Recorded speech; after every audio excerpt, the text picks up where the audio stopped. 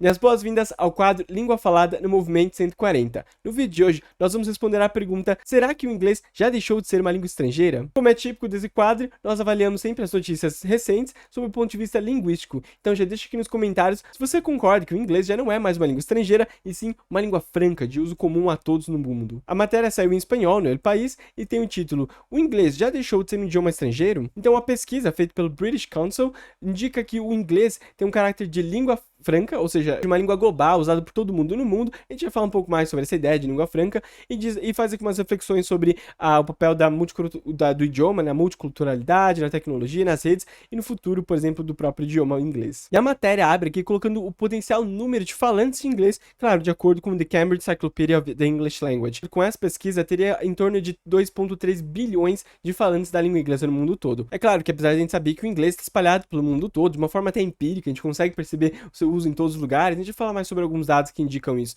mas esse número é um pouco mais difícil de aferir, é difícil dizer exatamente com precisão quantos falantes da língua inglesa há no mundo, já que o aprendizado em inglês não necessariamente tem que ser feito em institutos formais, por exemplo, então esse número é sempre um pouco aproximado. E a teoria desse artigo que foi trazido ao El País é que o inglês já ha superado o seu estatuto de idioma estrangeiro para se tornar então uma tal língua franca. Vamos dar uma olhada no que eles dizem aqui. O diretor do grupo responsável pela pesquisa diz que o inglês já não pode mais ser considerado uma língua estrangeira, e se trata de uma língua franca, global e comum, de um veículo de entendimento entre culturas diferentes. E ele ainda complementa que a língua, o idioma inglês, está em um estado de evolução constante, em que as barreiras entre os distintos idiomas se disseminam um pouco ali, e o inglês é usado de uma forma dinâmica e multifacetada, por exemplo, frequentemente em situações multilingües, em que o idioma inglês é o que facilita a comunicação entre as diferentes pessoas que, por exemplo, não têm um inglês como língua materna, ou uma tem o inglês como língua materna e a outra não. E há aqui mais um dado que ajuda a corroborar essa ideia de que o inglês realmente é a língua hegemônica no mundo. Por exemplo, no mundo acadêmico, o inglês ele está em torno de 90% das publicações que nós vemos, e que 60% do conteúdo da internet também está em inglês. E ele usa essa ideia de que o inglês, como uma ferramenta de comunicação necessária e que está tão integrado ao nosso dia a dia, não pode ser considerado como algo estrangeiro, já que está integrado com nossas relações, por exemplo, quando usamos a internet ou quando estamos falando, por exemplo, do meio acadêmico. E é claro, uma das razões mais comuns para se aprender inglês, a gente já espera, é a empregabilidade, ou seja, a possibilidade de arrumar um emprego por conta da língua. Algumas coisas me chamaram a atenção nesse artigo e eu convido você também a fazer essa reflexão sobre o uso do inglês no nosso dia a dia. Para começar, a gente precisa separar o que é o estudo do inglês como uma língua estrangeira e o estudo do inglês como uma língua franca. Começando com o termo língua franca, há algumas teorias ali de como ele teria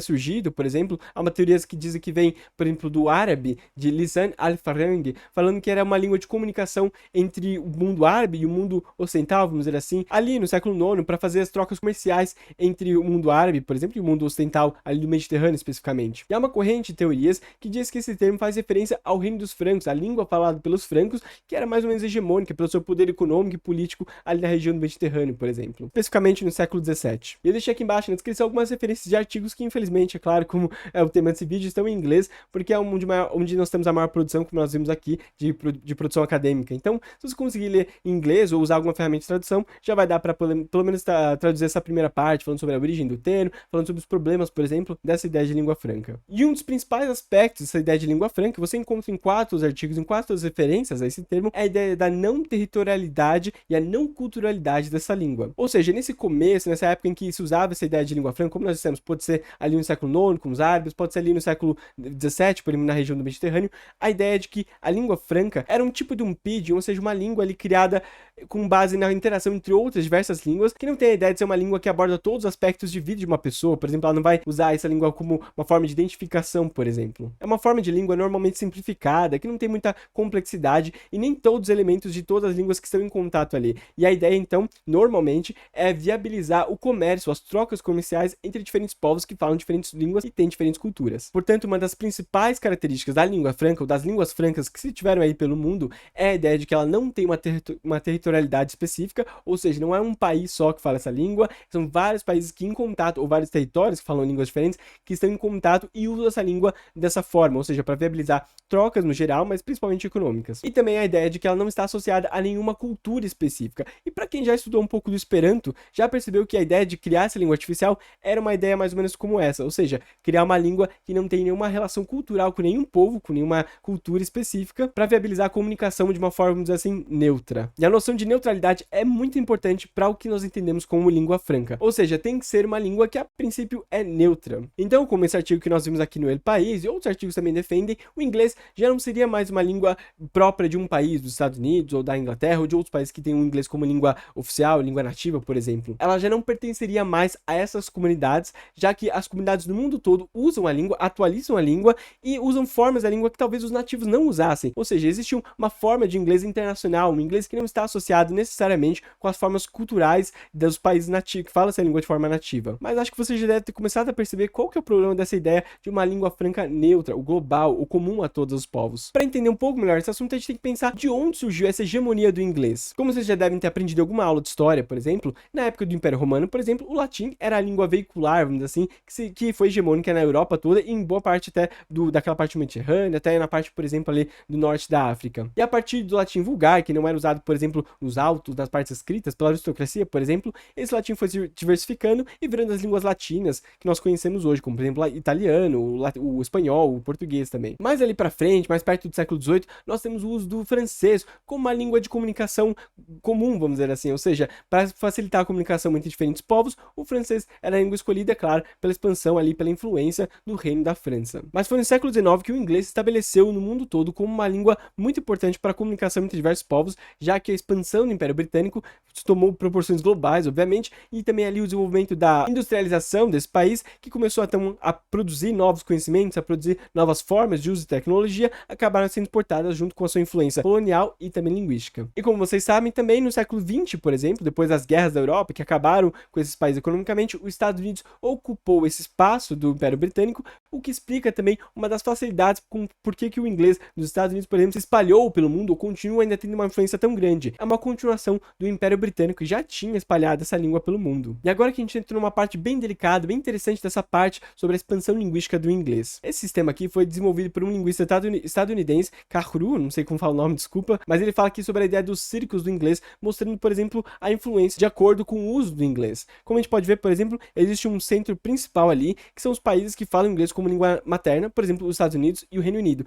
que são os países difusores dessa língua, os países onde estão o centro de toda a profusão ou de produção cultural e linguística do inglês, e também produção industrial, tudo que tem a ver com a língua e também com a cultura em volta do inglês, né? Já para fora desse primeiro círculo, nós temos países que foram colônias, foram colonizados, dominados pelo Império Britânico, por exemplo, até a década de 70, em muitos casos, como por exemplo Singapura e Índia, como a gente tem aqui nesse símbolo mais próximo, ou seja, como esses países foram colonizados, dominados, o inglês já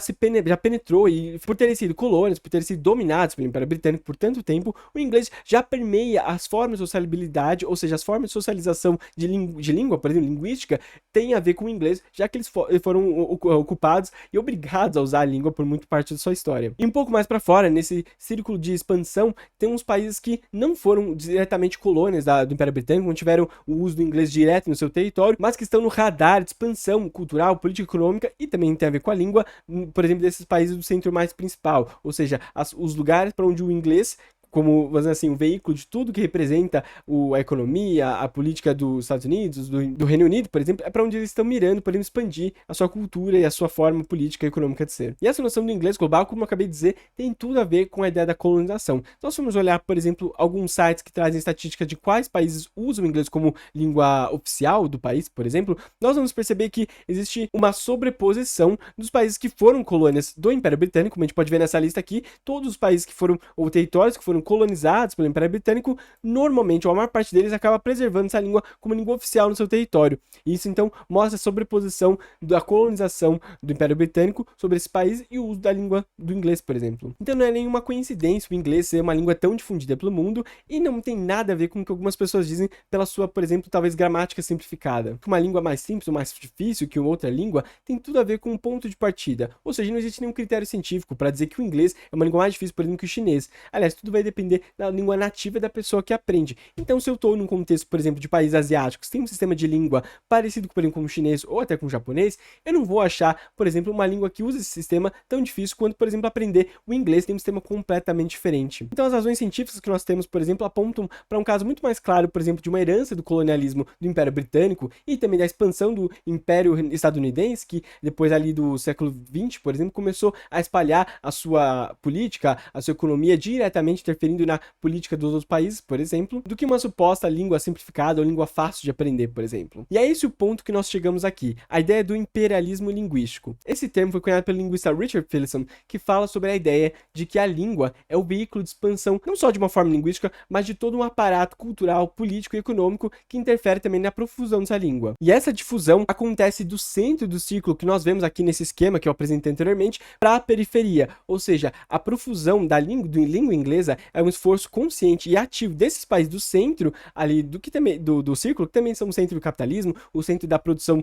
de produtos industriais, por exemplo, que mais lucram, vamos dizer assim, com o comércio global, vamos dizer assim, para fora, por exemplo, para países como China, Rússia e Singapura e Índia, por exemplo. Então é como se o colonialismo nunca tivesse acabado de verdade, ou seja, acabou a dominação direta ou a imposição direta sobre a forma de existir, por exemplo, do Império Britânico sobre esses países que eram dominados por esse império, e isso mudou, isso transfigurou para alguma coisa um pouco menos, assim, direta, ou aparentemente menos direta.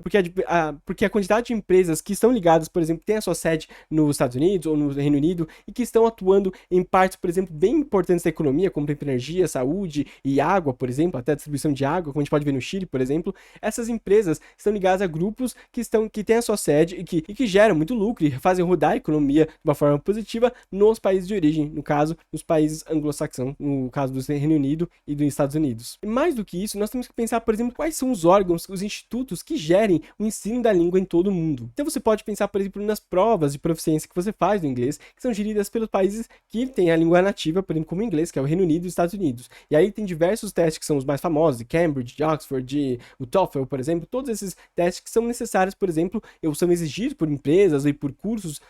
de universidades no mundo todo para provar sua proficiência. E além de todo o lucro que esses institutos geram, por exemplo, todos os anos para esses países da sua origem, já que para ter o reconhecimento global é obrigatório que esses institutos estejam ligados a essas provas de fluência, ou seja, eu não posso fazer uma prova de fluência regional desenvolvida pelo meu país porque não vai ser reconhecida por esses institutos que têm a sua sede convenientemente, é claro, nesses países, por exemplo, nos Estados Unidos e no Reino Unido. Mas mais do que isso, alguns estudos apontam, por exemplo, estudos feitos ali no mundo árabe, por exemplo, na Arábia Saudita especificamente, que há a divulgação de uma forma de existência pela língua do inglês, por exemplo, quando se estuda com material produzido, que é a maior parte deles produzido por esses institutos, por essas editoras inglesas e estadunidenses, por exemplo, que não condiz ou não reflete a realidade das pessoas que aprendem essa língua. Quando você faz um teste de proficiência, ali no conteúdo de áudio, no conteúdo de texto, as situações são descritas, as formas de expressão,